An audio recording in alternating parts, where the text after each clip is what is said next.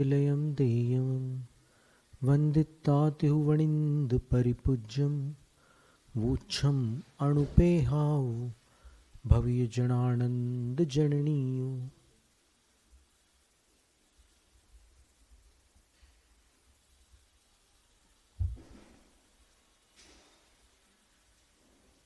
अथ परशब्दं व्याख्याते।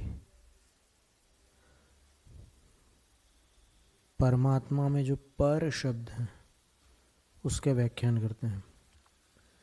नीसेस कम्मनासे अपसहावेण जा समुत्पत्ति कम्मज भाव खैवीय सावियपत्ति पराहुदी।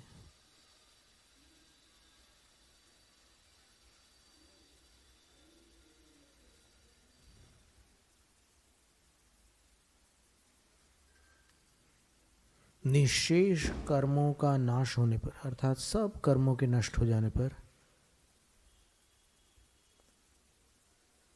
अपसहावेण जा समुत्पत्ति आत्मस्वभाव रूप से जो पर्याय समुत्पन्न होती है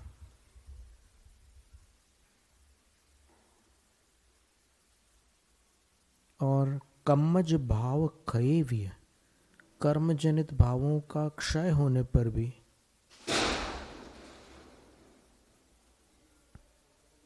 जो अवस्था होती है साव्यपत्ति, वो उस अवस्था की जो पत्ति यानी प्राप्ति है बस उसका नाम परा है। परा उत्कृष्टा।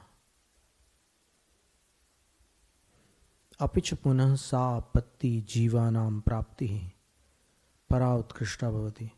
जीवों की वह प्राप्ति उत्कृष्ट होती है। सा का वह कौन सी?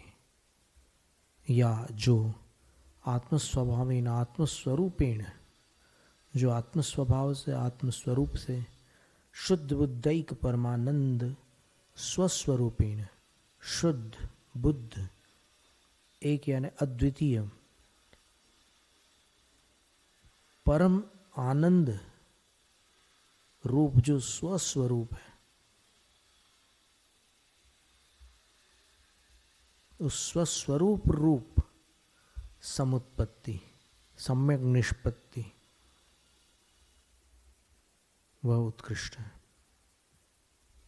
क्व सति, क्या होने पर होता है ऐसा सब? बोले निशेष कर्म नाशे सति, संपूर्ण कर्मों का नाश हो जाने पर होता है। समस्त ज्ञानावरणादि कर्मणाम नाशे क्षय सति, समस्त ज्ञानावरणादि कर्मों का क्षय होने पर होता है। यस्य स्वयं स्वभावाप्ति रभावे कृत्स्न कर्मणा, वही बात है निशेष कर्मणा से। अपि पुनः और कर्मज भाव क्षय, केवल कर्मों का नाश नहीं किंतु कर्म जनित भावों का क्षय होने पर जो अवस्था प्राप्त होती है। तो कर्मजा भावा, कर्म जनित भाव कौन से हैं? औदैयिक क्षयोपशमिक, औदैयिक क्षयोपशमिक औपशमिकाः, औदैयिक क्षयोपशमिक और औपशमिक ये कर्म जनित भाव है। राग द्वेष मोहादयो वा, राग द्वेष मोह आदि भी कर्म जनित भाव है।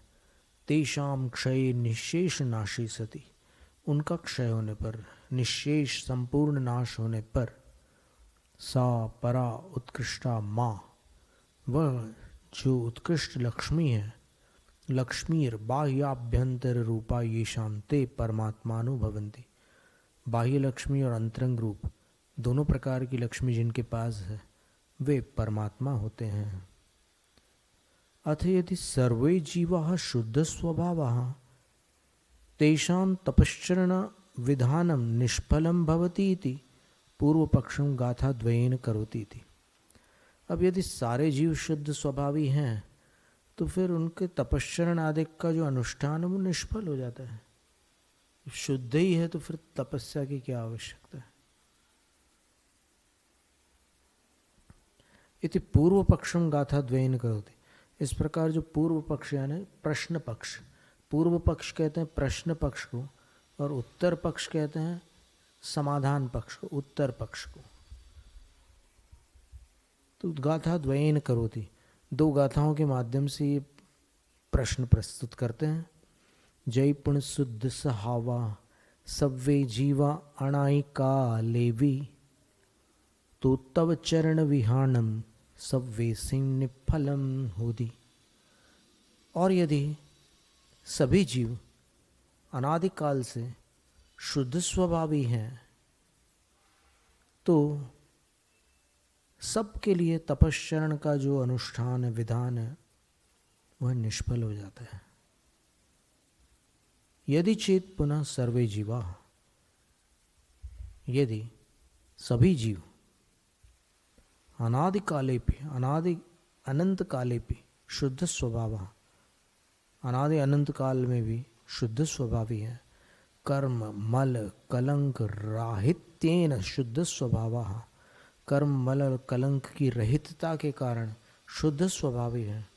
शुद्ध बुद्धैक टंकोत्कीर्ण केवल ज्ञान दर्शन स्वभाव, शुद्ध बुद्ध एक अद्वितीय टंकोत्कीर्ण केवल ज्ञान दर्शन स्वभाव वाले हैं यदि सारे के सारे जीव, तो तरही फिर सर्वेषां जीवानां तपश्चरणं ध्यानाध्ययन दानादिकं परिशहोपसर्ग सहनं च तस्य विधानं निष्पादनं कर्तव्यं निष्फलं न कार्यकारी भवति। तो फिर उन सभी जीवों के लिए तपश्चरण, ध्यान, अध्ययन, दान आदि परिशह और उपसर्गों का सहन करना, तस्य विधानम इन सब का अनुष्ठान करना, निष्पादनम जो इनकी निष्पत्ति है अर्थात ये कार्य पूर्ण करना, ये सारा का सारा जो कर्तव्य है वो निष्फल है, न कार्यकारी भवति, कोई काम कार्य करने वाला नहीं है। किंचेति दूषणांतरे, कुछ और भी अन्य दूषण बतलाते हैं। ताकह गिण्णदि देहम नाना कम्माणि ताकहम गुणदि, सुहिदाविय दुहिदाविय नाना रूवाकहं होन्ति। और यदि जीव अनादि अनंत काल तक शुद्ध स्वभावी है तो देहम कह गृह्णति, शरीर काय को ग्रहण कर रहा है, नाना कम्माणि कहं कुणदि, नाना प्रकार के कर्मों को कैसे कर रहा है, क्यों कर रहा है, और सुहिदावा दुहिदावा नाना रूवा कहम होदी, सुखित और दुखित कैसे हो रहा है, और नाना रूवा कहम, कोई निर्धन कोई धनिक, कोई सुखी कोई दुखी, कोई सुंदर कोई कुरूप, ऐसे नाना रूप क्यों हो रहा है। पुनः यदि सर्वे जीवा सदा शुद्ध स्वभाव, और यदि सारे के सारे जीव सदैव शुद्ध स्वभावी हैं तो तरह तो फिर देहम औदारिक आदि शरीरम सप्त धातु मल मूत्रादिमयम कथम गृह्णन्ति, 7 धातुमय मल मूत्रादि रूप जो शरीर है उसको कथम गृह्णन्ति, कैसे ग्रहण कर सकते हैं अगर शुद्ध है तो।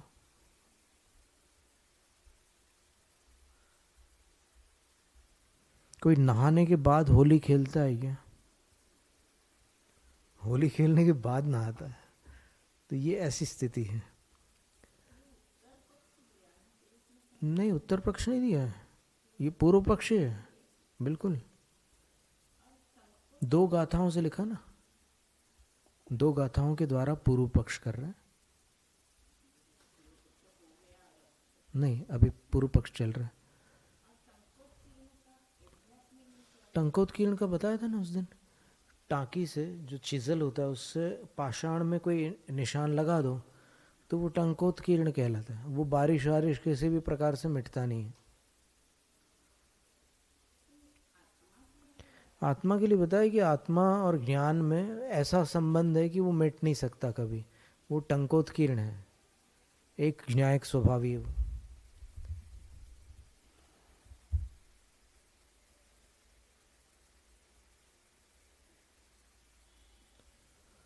जीवानां शुद्ध स्वभावेन शरीर ग्रहणा योगात, शुद्ध स्वभाव के द्वारा, जीवों के शुद्ध स्वभाव के द्वारा शरीर को ग्रहण करने का योग नहीं बन सकता, संभव ही नहीं है।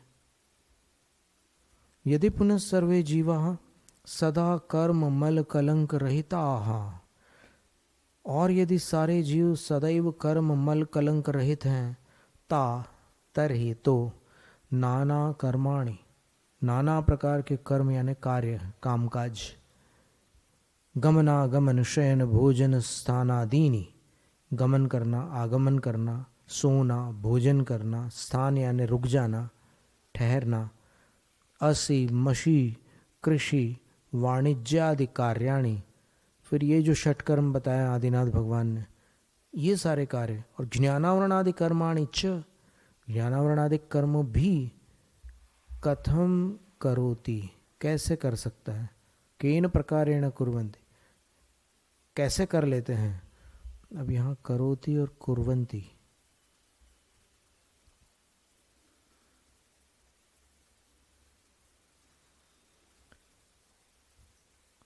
हाँ वो ऊपर की पंक्ति में कुणदि जो शब्द है ना, उसकी छाया करोति बनती है, पर प्राकृत में ऐसा हो जाता है, कहीं कहीं पर बहुवचन के स्थान पर एक वचन का प्रयोग हो जाता है। अभिप्राय में तो एक ही वचन बहुवचन ही लेना है, करोति केन प्रकारेण कुर्वन्ति। अपि पुनः और भी, सर्वे जीवा शुद्ध बुद्ध स्वभाव, सभी जीव शुद्ध बुद्ध स्वभाव वाले हैं, ता तरहि तो फिर केचन सुखिता केचन दुखिता, कोई सुखी है कोई दुखी है, नाना रूपा, केचन मरणयुक्ता केचन अश्वारोहा केचनाश्वाग्रे गामिनः, केचन बालाः केचन वृद्धाः केचन नराः केचन स्त्री नपुंसक रूपाः केचन रोगपीडिताः केचन निरामया इत्यादयः कथम भवन्ति। यदि सारे शुद्ध स्वभावी हैं तो फिर कोई सुखी कोई दुखी, कोई मरण युक्त, कोई अश्वारोही घोड़े पर आरूढ़ होने वाले, कोई अश्व के आगे चलने वाले, कोई बालक, कोई वृद्ध, कोई नर, कोई स्त्री नपुंसक, कोई रोग पीड़ित, कोई निरामय अर्थात निरोग इत्यादि कैसे हो सकते हैं।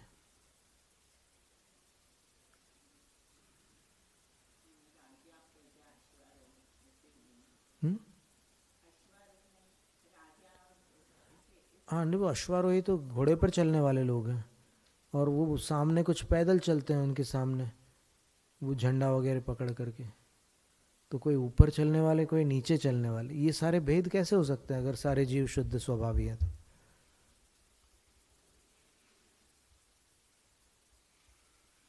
तदो एवं भवति ततएव वक्ष्यमाण गाथा सूत्रोक्तम भवति, ऐसा होता है इसलिए आगे कही जाने वाली गाथा का सूत्र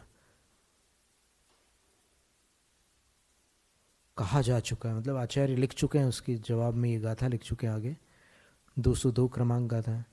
सव्वे कम्मणि बद्धा संसरमाणा अणायिका लम्मी, पश्चात्तोड़ीय बंधम सिद्धा शुद्धा ध्रुवं होन्ति।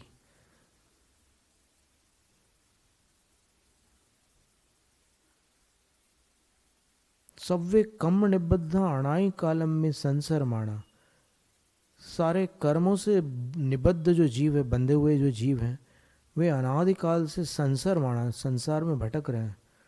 पश्चात तोड़िए बंधम, फिर अंत में बंध को तोड़कर सिद्धा शुद्धा ध्रुवम होन्ति, शुद्ध सिद्ध हो जाते हैं, ध्रुवम होन्ति और ध्रुव हो जाते हैं, या ध्रुव का अर्थ नियम से हो जाते हैं, सिद्ध हो जाते हैं, कर्मों को तोड़ करके अंत में नियम से सिद्ध हो जाते हैं। अनादिकाले सर्वे संसारिणो जीवा संसरमाणा, अनादिकाल में देखें तो सभी संसारी जीव भटक रहे हैं। कहाँ भटक रहे हैं?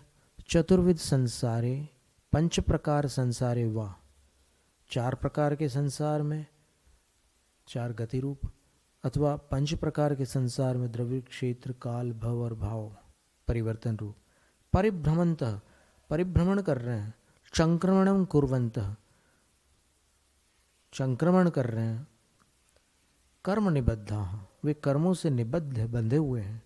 ज्ञानावरणादि कर्म निबंधन ही श्रृंखला भी बद्धा बंधनम प्राप्ता, ज्ञानावरणादि कर्मों की बेड़ियों से जकड़े हुए हैं। पश्चात बंधम कर्म बंधम, उसके बाद अंत में बंध को, कर्म बंध को प्रकृति स्थित अनुभाग प्रदेश बंधन तोड़िए, प्रकृति स्थिति अनुभाग और प्रदेश बंध को तोड़कर, त्रोटयित्व विनाश्य, विनाश करके, सिद्धा भवंती कर्म मल कलंक रहिता स्युः, सिद्ध हो जाते हैं, कर्म मल और कलंक से रहित हो जाते हैं। कीदृक्षा, और कैसे होते हैं वो सिद्ध? शुद्धा शुद्ध बुद्धैक स्वरूपा, शुद्ध बुद्ध एक अद्वितीय स्वरूप वाले। पुनः कीदृक्षा, और कैसे होते हैं? ध्रुवाः नित्याः, ध्रुव हो जाते हैं, नित्य हो जाते हैं।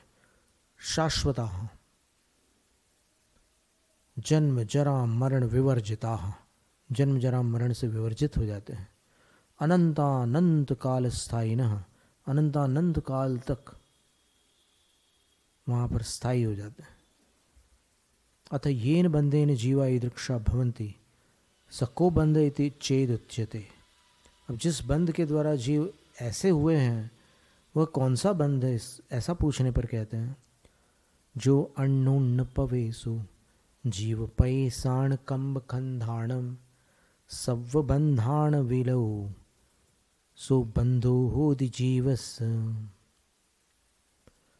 जो अन्योन्य प्रवेश है जीव प्रदेशों का और कर्म स्कंदों का,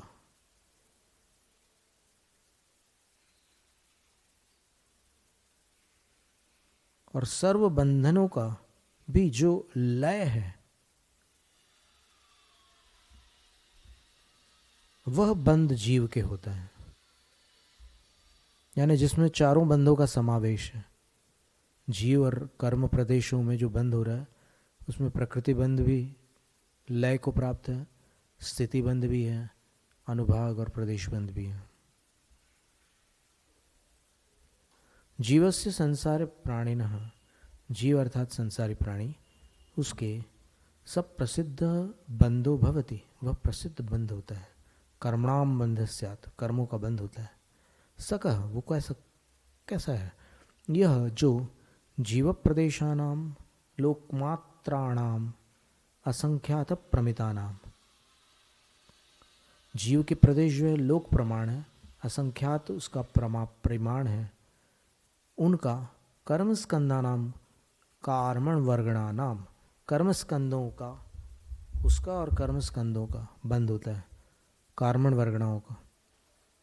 सिद्धांतैक भागा नाम, अनंत सिद्धों में अनंत, उसके अनंत भाग कर दीजिए सिद्धों के, सिद्ध तो अनंत है ही, लेकिन उसका अनंतवा भाग। और अभव्य सिद्धादनंत गुणा नाम, और अभव्य जो सिद्ध, अभव्य सिद्ध, उसमें भी सिद्ध शब्द जुड़ा हुआ है अभव्य के साथ, उनसे अनंत गुणित है। यानी अभव्यों से अनंत गुणे कर्म से जीव बंधा हुआ है, और सिद्धों से अनंतवे भाग प्रमाण कर्म से बंधा हुआ है। अन्योन्यम प्रवेश, तो जीवों का और कर्मों का परस्पर में प्रवेश हो जाना, परस्परम प्रवेश, एकस्मिन् आत्म प्रदेश अनंता नाम पुद्गल स्कंदा नाम प्रवेश, आत्मा के एक प्रदेश में अनंत पुद्गल स्कंदों का प्रवेश हो जाता है। सब प्रदेश बंधु भवति, वह प्रदेश बंध होता है। अब कोई पूछेगा कि भाई इतने थोड़े से स्थान में उन अनंत पुद्गल स्कंदों का कैसे प्रवेश हो जाता है? क्योंकि कार्मण स्कंद सूक्ष्म होते हैं, तो सूक्ष्म होने से ना वो कम अवगाहना में अधिक आ जाते हैं। नहीं तो लोक में तो असंख्यात प्रदेश है और एक एक जीव के साथ अनंत कर्म है। हाँ, तो अभव्य सिद्ध बोलते हैं उनको, अभव्य जीव को अभव्य सिद्ध बोलते हैं, क्योंकि वो अभव्य रूप से सिद्ध है। सिद्ध माने प्रमाणित है।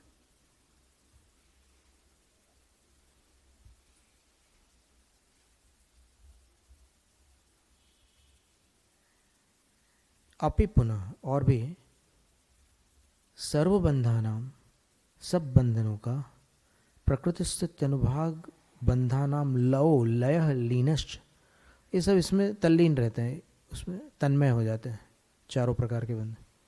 उक्तम च, कहा भी है, जीव पय से के कम पई साहु अंत परिहीना होंति घना निविड़ भुवो संबंधो हुई नायवो। जीव के एक एक प्रदेश पर कर्मों के अंत रहित प्रदेश अर्थात परमाणु होते हैं।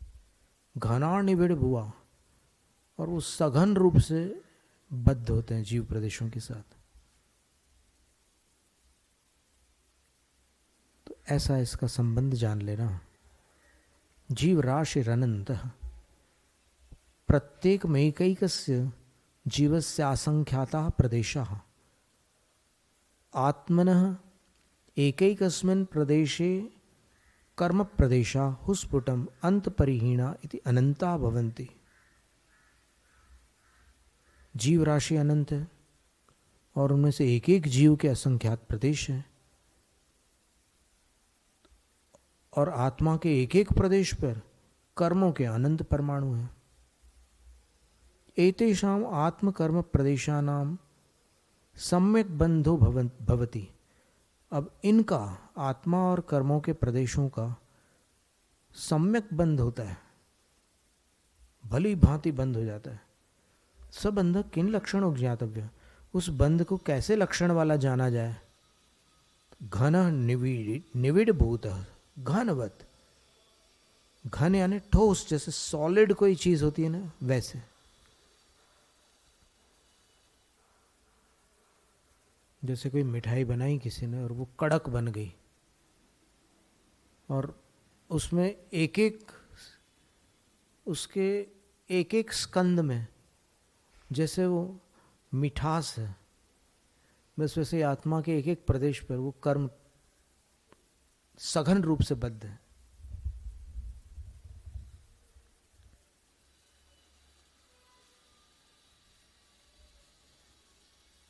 लोह मुद्गरवत निविड़ भूतः, लोहे के मुद्गर के समान सघन है। दृढ़तर इत्यर्थ है, अभिप्राय यहाँ पर दृढ़तर है ऐसा लगाना। इति तथा च नाम प्रत्यय सर्वतो योग विशेषात् सूक्ष्म क्षेत्रावगाह स्थिता सर्वात्म प्रदेशेष्वनंतानंद प्रदेश इति बंध। इस प्रकार जैसे नाम प्रत्यय प्रदेश बंध का वर्णन 8वें अध्याय में तत्वार्थ सूत्र के, तो उसमें यही सूत्र है। नाम प्रत्यय सर्वतो योग विशेषात् सूक्ष्म क्षेत्रावगाह स्थिता सर्वात्म प्रदेशेष्वनंतानंद प्रदेशा, ऐसा सूत्र है। ये बंध का वर्णन है। अतः सर्वेषु द्रव्येषु जीवस्य परमतत्त्वं निगदति। अब सब द्रव्यों में जीव का जो परम स्वरूप है उसको बतलाते हैं। उत्तम गुणान धामम सव्वदव्वाण उत्तमं दव्वम। सव्वदव्वाण होना था, नीचे टिप्पण में क्या है, सव्वदव्वाण, क्योंकि यहाँ मात्रा कम हो रही है। सव्वदव्वाण उत्तमं दव्वम तच्चाण परम तच्छम जीवन जाने हनिच्छयदो। निश्चय से हे शिष्य, तुम जीव को उत्तम गुणों का धाम, सर्व द्रव्यों में उत्तम द्रव्य और तत्वों में परम तत्व जानो।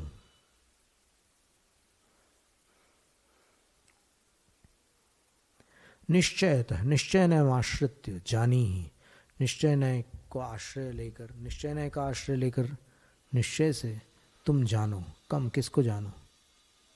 उत्तम गुणानाम धाम जीवम, उत्तम गुणों का जो धाम है वह जीव है, उसको जानो। केवल ज्ञान दर्शन आनंद सुख वीर्यादि गुणानाम सम्यक्त्वाद्यष्ट गुणानाम चतुरशीति लक्ष्य गुणानाम अनंत गुणानाम वा धाम स्थानम। इन गुणों का धाम जानो जीव को। केवल ज्ञान दर्शन अनंत सुख अनंत वीर आदि गुणों का धाम, सम्यक्त आदि 8 गुणों का धाम, 84 लाख जो उत्तर गुण बताया है मुनियों के उनका धाम, अथवा अनंत गुणों का धाम जानो। धाम का अर्थ स्थान बता रहे हैं। गृहम आधारभूतम, स्थान कह लो, घर कह लो, आधार कह लो, बस आत्मान बुद्ध्यस्व त्वम, तुम आत्मा को ऐसा जानो। सर्वेषां द्रव्याणाम मध्य उत्तमं द्रव्यम, सब द्रव्यों के बीच जीव उत्तम द्रव्य, उत्कृष्टम वस्तु जीवम जानी, उत्कृष्ट वस्तु जीव है ऐसा जानो। अजीव धर्माधर्म आकाश काला नाम, अजीव रूप जो धर्म अधर्म आकाश और काल है, जड़त्वम इनके पास जड़त्व है, अचेतनत्वम च अचेतनपना है,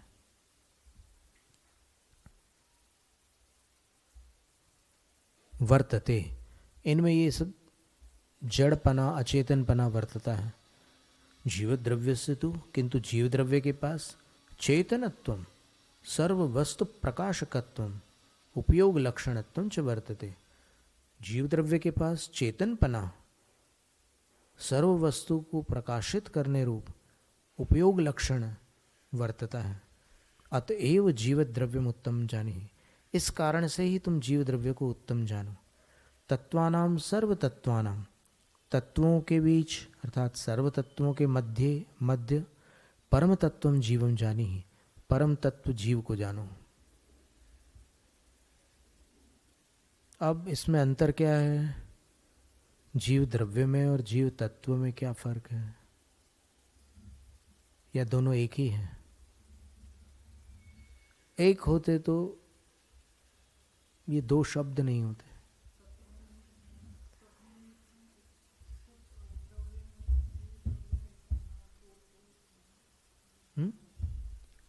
अंत अंत के वाक्य एकदम मंद स्वर में आने लगे, उसको और स्पष्ट बोलिए आप।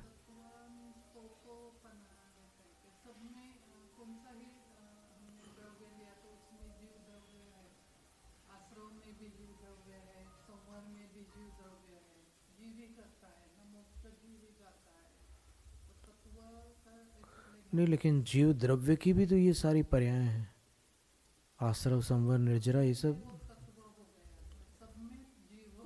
एक मिनट, इसको अपन और दूसरे प्रकार से भी देख सकते हैं। जिसे अपने पास चार शब्द हैं, दंसण पाउड़ में लिखा है कि 27 का श्रद्धान सम्यक दर्शन है, पंचास्तिका है 6 द्रव्य 7 तत्व और 9 पदार्थ, इन 27 का श्रद्धान सम्यक दर्शन है। तो अब ये 27 का श्रद्धान, तो इसमें अगर एक ही होते जीव द्रव्य जीव तत्व जीवास्तिका और जीव पदार्थ, तो फिर 27 की गिनती नहीं बन सकती थी। तो इसका अर्थ ये है कि इन चारों में अंतर है। तो अब अंतर कैसे निकालेंगे? तो अंतर निकालने के लिए यद्यपि और सबको सुनने योग्य है, ये बहुत सुंदर विषय है, पर अभी जितने उपस्थित हैं और जितने अनुपस्थित हैं सबको लक्ष्य करके हम बता ही देते हैं कि अंतर ये है कि द्रव्य क्षेत्र काल और भाव, इन चारों को अपन लक्षित करके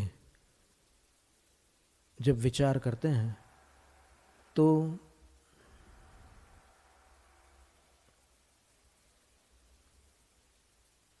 जब द्रव्य को लक्षित करते हैं तो 9 पदार्थ आते हैं,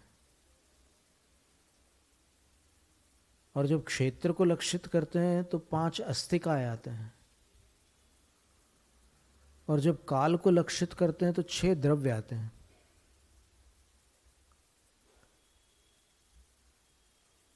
अनादि निधन त्रैकालिक सारे द्रव्य आ जाते हैं, 6 द्रव्य। और भाव को लक्षित करते हैं तो 7 तत्व आते हैं। जीव तत्व का अर्थ होता है जीवपना।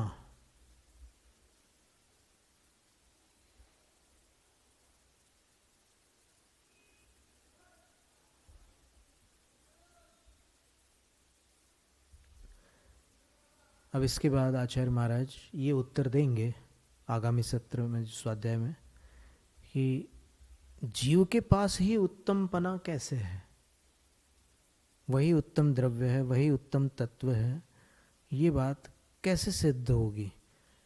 आपने तो इतना तो कह दिया कि उसमें चेतना है इसलिए वो विशिष्ट है, बाकी द्रव्यों से निराला है, बाकी अचेतन द्रव्यों में चेतना नहीं है, उस अपेक्षा से जीव उत्तम है, लेकिन हम और जानना चाहते हैं। आप और प्रमाणित करो कि जीव के पास उत्तम द्रव्य और परम तत्व कैसे घटित होगा।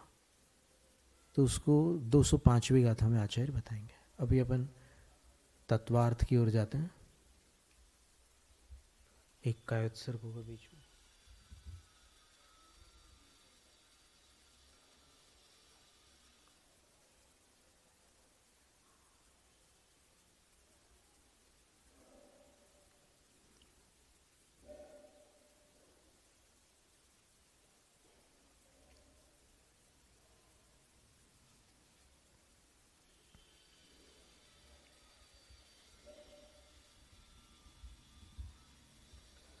मोक्षमार्गस्य नीतारं भेत्तारं कर्मभूभृतां ज्ञातारं विश्वतत्त्वानां वन्दे तद्गुणलब्धये।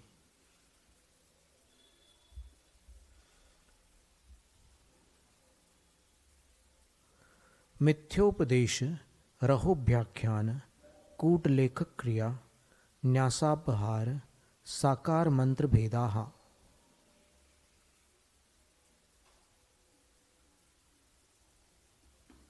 ये एक ऐसा सूत्र है कि इसमें एक एक शब्द पर अपन बिल्कुल ठिकाने पर रुक सकते हैं।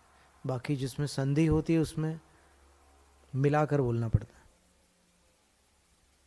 जैसे बंध, वध, छेद, फिर अतिभारारोपण की संधि हो गई, फिर अन्नपान निरोध की उसमें संधि हो गई, तो वहाँ पर संधि वाले रूप होते हैं। यहाँ पर क्या है कि ऐसे शब्द हैं, ये 5 सत्यव्रत के अतिचार जो बताए हैं, कि इसमें कहीं संधि की आवश्यकता ही नहीं है। पहला मिथ्योपदेश। अब मिथ्योपदेश सम्यक दृष्टि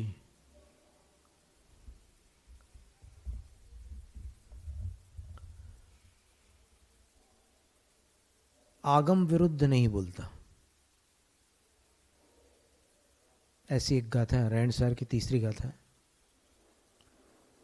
मधुसूदनाण बलेण दु सच्छंदन जंपदे जिणुद्दिठम जो सो होई कुदिट्ठी न होई जिण मग्ग लग्ग रवो।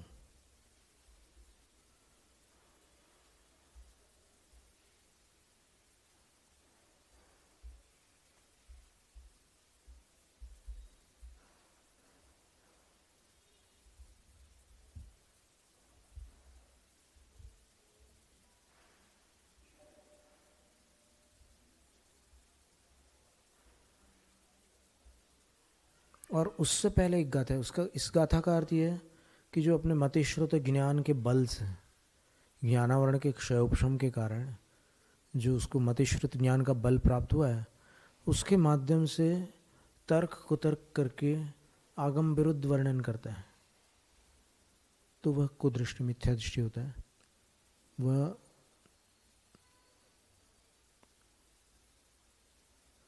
जिन मार्ग में संलग्न रव अर्थात ध्वनि वाला नहीं होता, मतलब आगम विरुद्ध बोलने वाला होता है, वो मिथ्या दृष्टि होता है।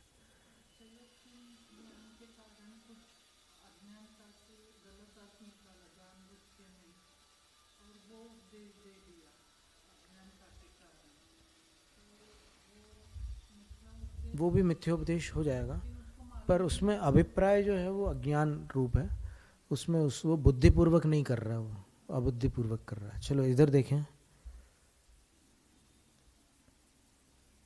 जो गाथा है वो ये है।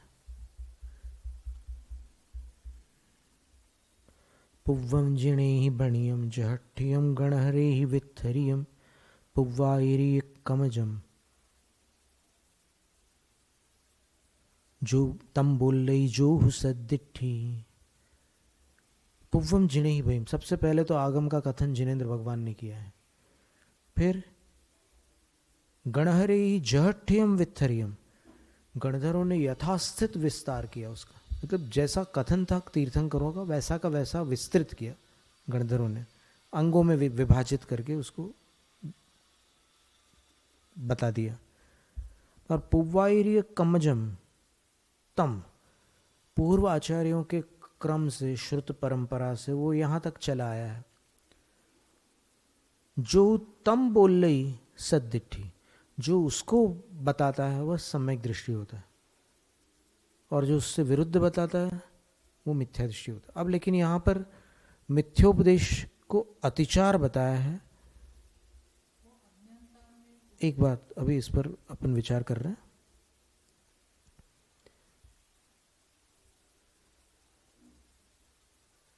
मिथ्या प्रवर्तनमिति अतिसंधापनम व मिथ्योपदेश है।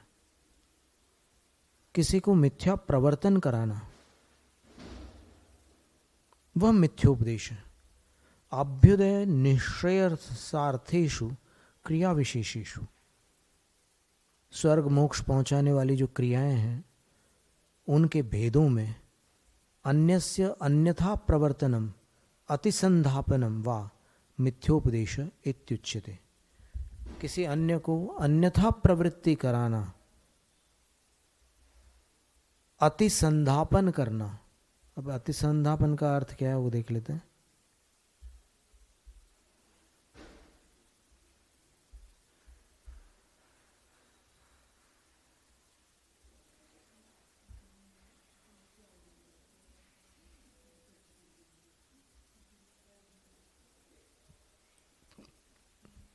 छलना, अतिसंधापन का अर्थ होता है कपट करना, छल करना।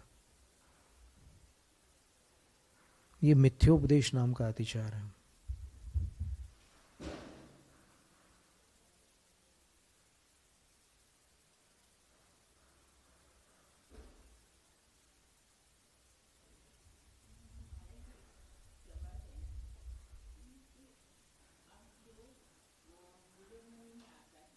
हम्म हम्म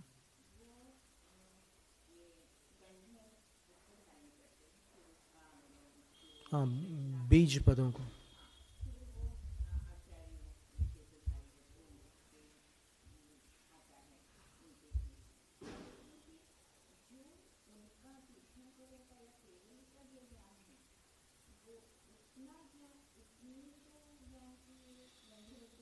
नहीं हो सकता, कम है, कम कम है क्या? बिल्कुल।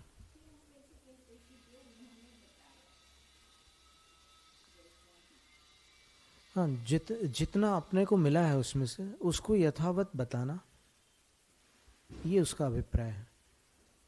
उसको उतने विस्तार के साथ बताना ये अभिप्राय नहीं है।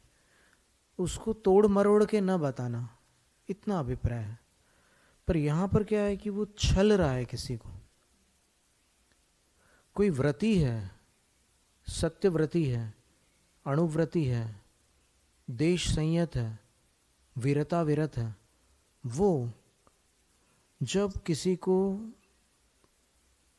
स्वर्ग मोक्ष ले जाने वाली क्रियाओं के विषय में, उनके भेद प्रभेदों के बारे में अन्यथा प्रवर्तन कराकर ठगता है, छलता है, तब मिथ्योपदेश नाम का अतिचार लगता है। अब इसका अर्थ ये हुआ कि उसको जानकारी है कि सही क्रिया क्या है, लेकिन कषाय ऐसी आई हुई है सामने वाले पर कि उस सामने वाले को गलत प्रवृत्ति करा रहा है। ऐसी उसके अंदर कषाय उत्पन्न हुई है।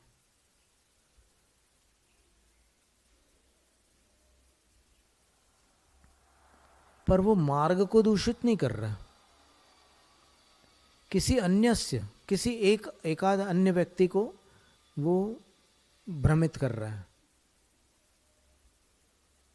पर उसका प्रवर्तन नहीं कर रहा है। बाद में जब गुस्सा शांत हो जाएगा तो फिर बोल देगा कि नहीं ऐसा नहीं था, वो मैंने ऐसे ही गुस्से में तुमसे ऐसा बोल दिया था, पर सही में कुछ और है। क्योंकि बिल्कुल यही शब्द अभ्युदय निश्रेयसार्थेषु क्रिया विशेषेषु, बिल्कुल इससे मिलता जुलता शब्द अभ्युदय निश्रेयसार्थासु क्रियासु, ये शब्द आप थोड़ा पीछे जा करके देखेंगे तो आपको मिल जाएगा। 6ठे अध्याय में देखिएगा,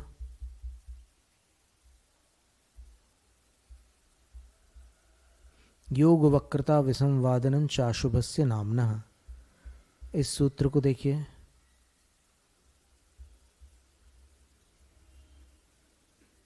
22 नंबर का सूत्र है।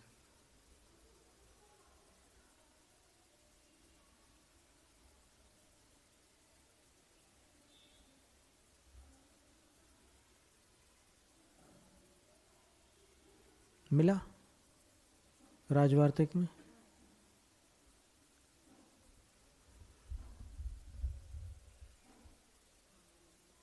तीसरा वार्तिक देखिए, उसकी तीसरी पंक्ति देखिए, सम्यक अभ्युदय निःश्रेयसार्थासु क्रियासु प्रवर्तमानम अन्यम काय वांग मनोभिर विसंवादयति मैवंकारशी रेवं कुर्विति कुटिलतया प्रवर्तनम विसंवादनम। यानी वो विसंवादन है, ये भी वही कर रहा है, लेकिन वहां पर जो विसंवादन करने वाला जीव है वो कोई मिथ्या दृष्टि जीव है, और वो 20 कोड़ा कोड़ी सागर की स्थिति बंद वाला और हलाहल विष जैसे अनुभाग बंद वाला कर्म बांध रहा है।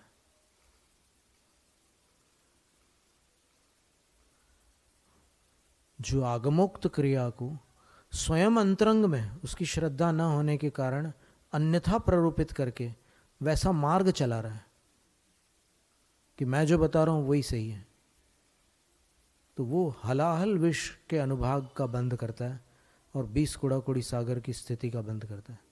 नाम गोत्रयो विंशतिर नाम गोत्रयो, नाम और गोत्र की उत्कृष्ट स्थिति 20 कुड़ा कुड़ी सागर है। यानी 48 तीर्थंकर मोक्ष चले जाएंगे, तब जाकर के उस नाम कर्म का जिसने बंद किया है उसका अंतिम निषेक खिरेगा।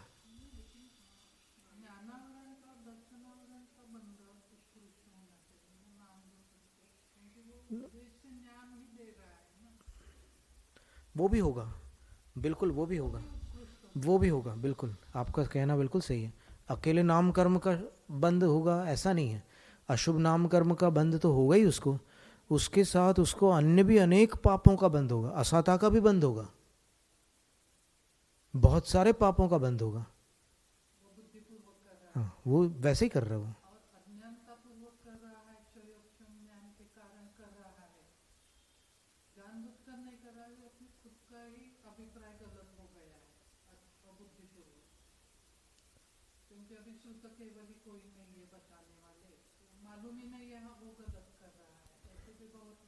तो उनको इतना, उनके अंदर भी इतना अवकाश है कि वो दूसरों की सुने।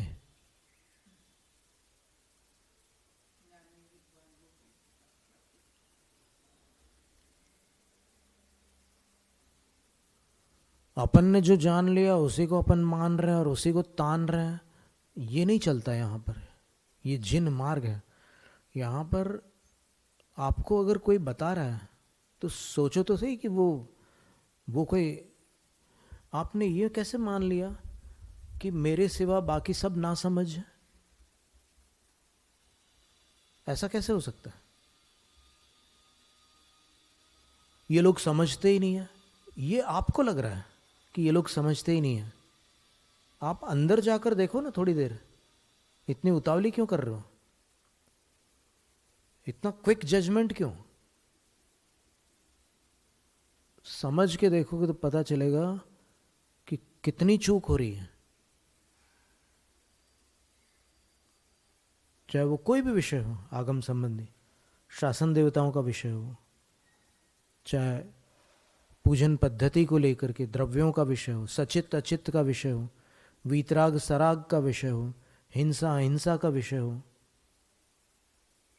परिग्रह अपरिग्रह का विषय हो, हर जगह एक आग्रह बना करके चलना उचित नहीं है।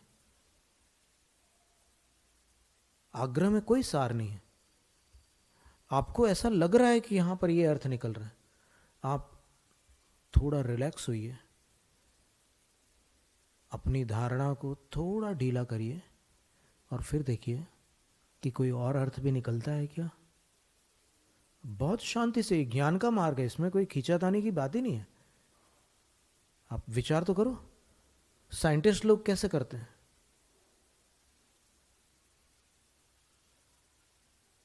ये पॉलिटिक्स का मार्ग नहीं है,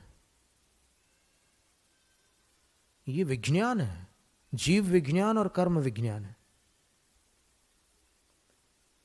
आप प्रवचन सार की 85वीं गाथा की टीका में लिखा है, जो सिर्फ दिखने वाले मनुष्य तिर्यंचों पर करुणा करता है वो मिथ्या दृष्टि है।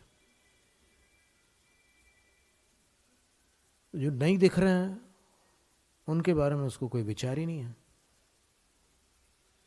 आगम में लिखे होंगे, पर मैं तो जो दिख रहे हैं उन पर करुणा करूंगा, मिथ्या दृष्टि है। तो फिर कुछ चीजें जो आपको दिख रही है आप उसको हिंसा बता रहे हो, और जो नहीं दिख रही है उसको आप कुछ गिन ही नहीं रहे हो। जैसे उदाहरण के लिए, ये जो जिन शासन की करुणा है, क्या वो पक्षपाती करुणा हो सकती है? नहीं हो सकती ना। तो फिर सोचने की बात है कि जिनको पूजा के द्रव्यों को लेकर दीपक की अग्नि के प्रति करुणा आती है कि इसमें जीव विराधना होगी, जिनको वनस्पतियों के प्रति करुणा आती है कि इसमें जीव विराधना होगी,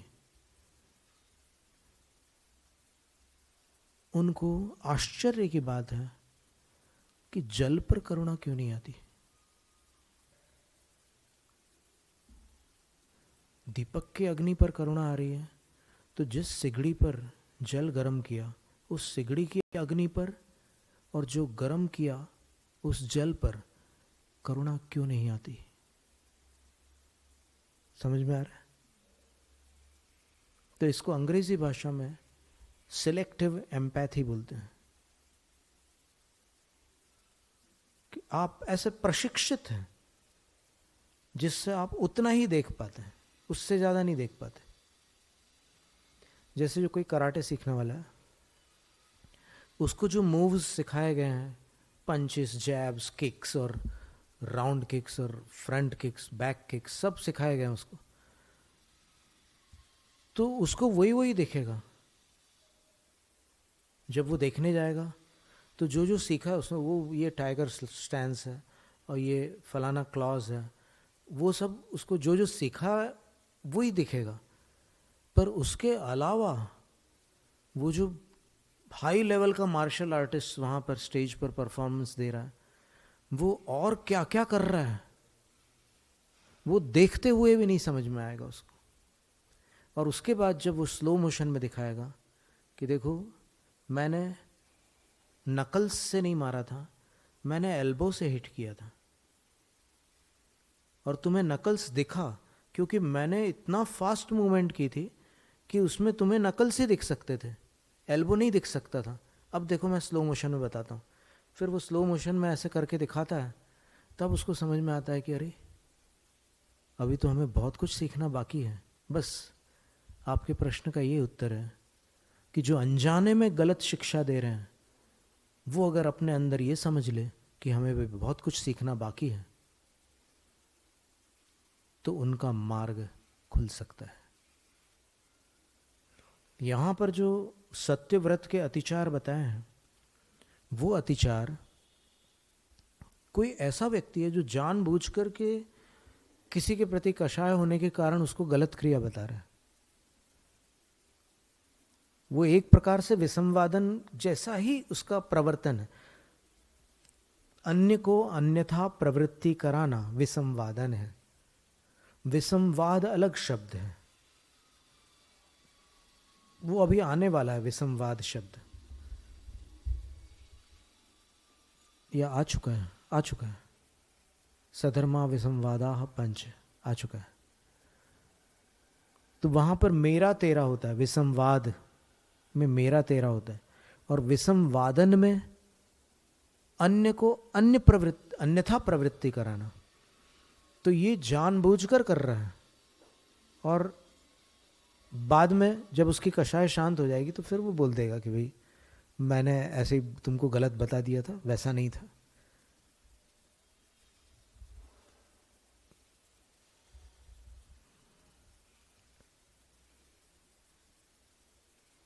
तो दोनों में इतना अंतर पड़ता है।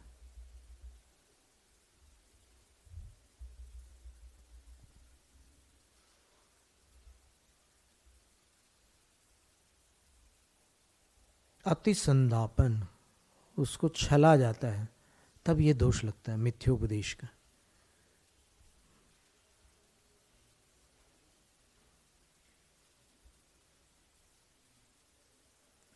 रहोभ्याख्यान, संवृतस्य प्रकाशनम रहोभ्याख्यानम, स्त्री पुंसाभ्याम एकांते नुष्ठितस्य क्रिया विशेषस्य प्रकाशनम यत् रहोभ्याख्यानम तद वेदितव्यम। स्त्री पुरुष के द्वारा किसी एकांत स्थान पर कोई चेष्टा की गई हो, उसको जग जाहिर कर देना रहोभ्याख्यान नाम का अतिचार है सत्यव्रती के लिए, दोष है। पर प्रयोगादन्यानुक्त पद्धति कर्म कूटलेखक क्रिया, अन्येन अनुक्तम किंचित, दूसरे ने कुछ नहीं कहा लेकिन पर प्रयोग वशात, किसी अन्य के प्रयोग के वश से, एवं तेनोक्तम, किसी अन्य की प्रेरणा से कह देते हैं कि इसने ऐसा कहा था, उसने नहीं कहा था फिर भी कह देते कि ऐसा कहा था। ऐसा तो घर पर होता भी है। कई बार पिताजी बोलते हैं बच्चों से, बोल देना अंकल को कि पापा घर पे नहीं है। तो कभी कभी ज़्यादा छोटे बच्चे से बोलवाते हैं तो वो बोलता है कि पापा बोल रहे हैं कि पापा घर पे नहीं है, तो वैसा भी हो जाता है। कूटलेखक क्रिया और वंचना निमित्तम लेखनम, और किसी को छलने के निमित्त से ऐसा कुछ लेखन भी कर देना, उसका नाम कूटलेखक क्रिया है। हिरण्यादि निक्षेपेल्प संख्या नुज्ञान वचनम न्यासापहारः। अब किसी ने आपके पास कोई सामग्री रखी, बाद में जब वो लेने आया तो वो भूल गया कितनी सामग्री रखी थी, तो वो कम मांगता है,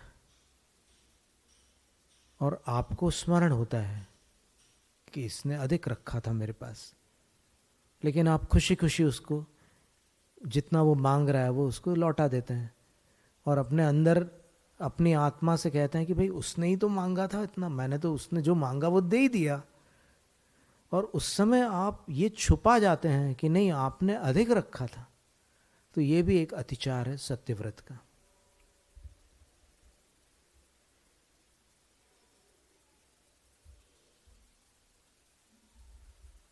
हिरण्यादेर द्रव्य से, चांदी सोना वगैरह कोई भी द्रव्य रखा है उसने आपके पास, निक्षेप्तुर विस्मृत संख्यस्य, उसको संख्या विस्मृत हो गई है, तो अल्पशः संख्यानम आददानस्य, और वो थोड़ी संख्या को वापस ग्रहण कर रहा है, ले रहा है।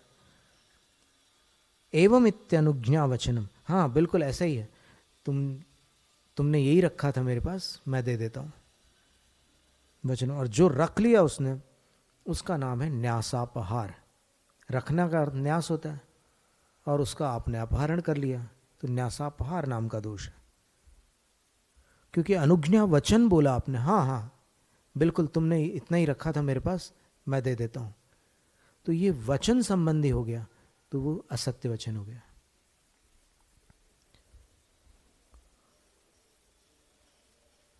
पर इसको अतिचार में क्यों गिना? क्योंकि सामने वाले ने जितना मांगा उतना तो उसने पूरा दे दिया, वो भूल गया था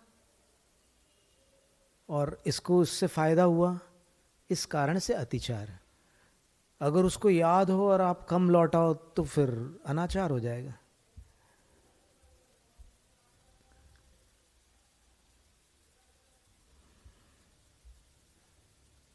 अर्थादि भी परगुह्य प्रकाशनम साकार मंत्र भेद। किसी के इशारों से ही उसकी कहानी समझ लेना और भंडाफोड़ कर देना साकार मंत्र भेद नाम का अतिचार है। अर्थ प्रकरणांग विकार भ्रू विक्षेप आदि भी, उसके अंग विकार का अर्थ होता है इशारे, अलग अलग प्रकार की चेष्टाएं। भ्रू विक्षेप यानी आंखों की भौहों का इस इधर उधर चलना। पराकूतम उपलब्ध, इतने मात्र से वो दूसरे के इरादे को पकड़ लेता है। और तदाविष्करणम असूयादि निमित्तम, ईर्ष्या आदि के निमित्त से उसको बाहर जा करके खोल देता है, वो सबको बता देता है कि वहाँ पर ऐसा सब हो रहा है।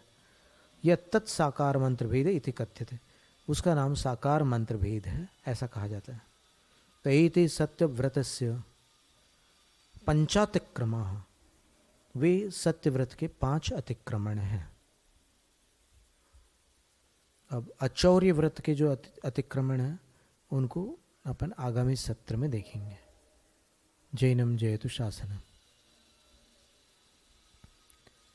शास्त्र पठन में मेरे द्वारा यदि जो कहीं कहीं प्रमाद से कुछ अर्थ वाक्य पद मात्रा छूट गई, सरस्वती मेरी उस त्रुटि को कृपया क्षमा करें और मुझे कैवल्य धाम में मां विलंब धरे। वांछित फलदात्री चिंतामणि सदृश मात तेरा, वंदन करने वाले मुझको मिले पता मेरा।